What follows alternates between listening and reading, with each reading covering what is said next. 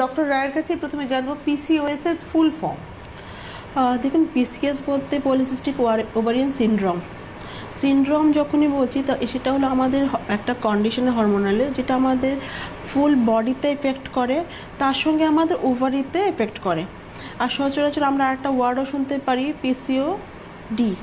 PCOD যখন আমরা শুনতে পারি, দ্যাট মিনস শুধু আমার ওভারিটাকে এফেক্ট করছে। কিন্তু পিসিওএস যখন এলো, আমার সেখানে এন্ডোক্রাইন, আমার যেটা ইনসুলিন রেজিস্ট্যান্স হরমোন, এই সিস্টেমগুলো কিন্তু এফেক্ট করছে, মেইনলি আমাদের মেটাবলিক। মানে পিসিওডি মানে একটা পারফেক্ট একটা জায়গার কথা বলছি, হ্যাঁ। আর পিসিওএস মানে এটা ওভারঅল অনেক কিছুই অনেক কিছু, মানে পুরো শরীরটাকে আমাকে ধরে নিতে হবে, তার সঙ্গে আমার ওভারিটাকেও রাখতে হবে।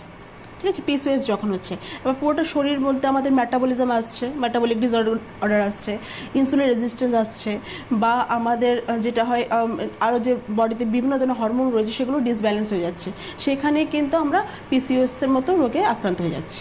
আচ্ছা, এই পিসি